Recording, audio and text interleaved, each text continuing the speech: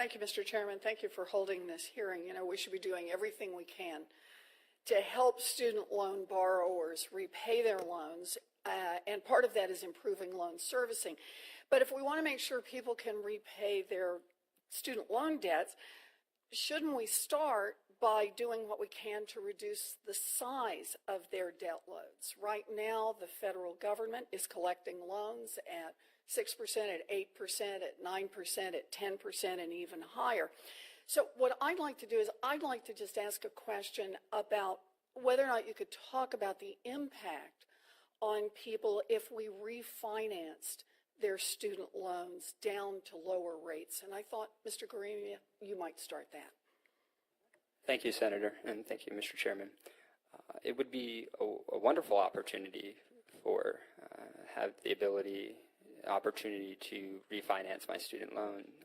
As I move into my 30s and would like to begin a family and buy a home, I would like to be able to have that opportunity.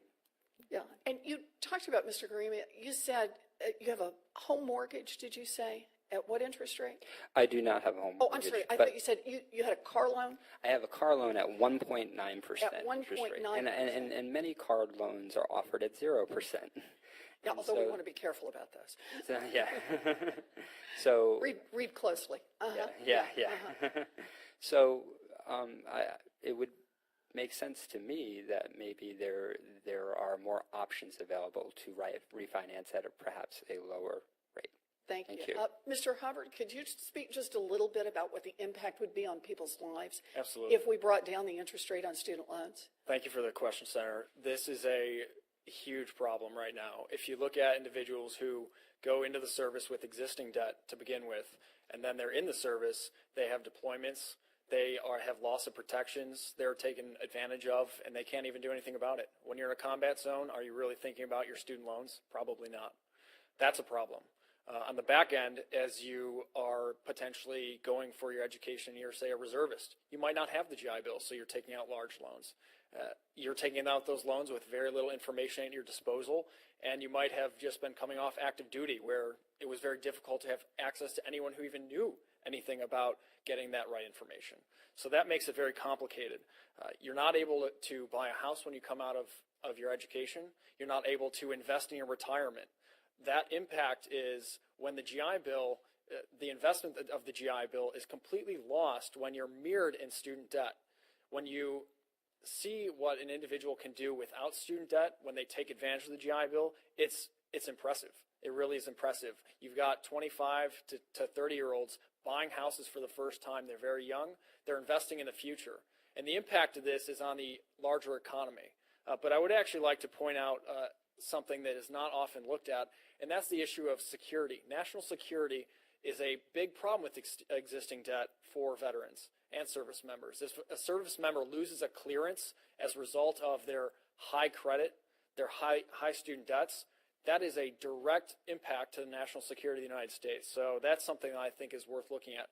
One thing that is an issue that would be great, refinance would be terrific for service members. Unfortunately, the protections offered by SACRA are lost when a veteran goes to refinance their loans. And that's something that hasn't been addressed.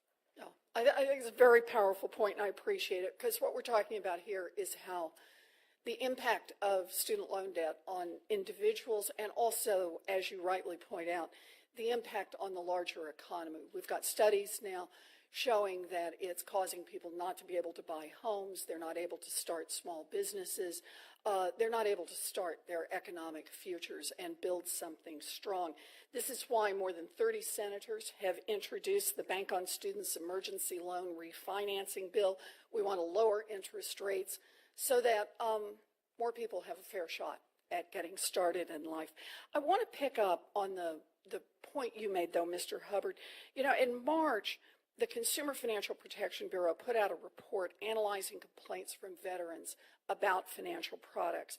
And the report suggests that private student loan debt collectors may be making misleading or intimidating statements to coerce veterans into paying their debts, including threatening to contact a service member's chain of command or repercussions under the Military Code of Justice for failure to pay.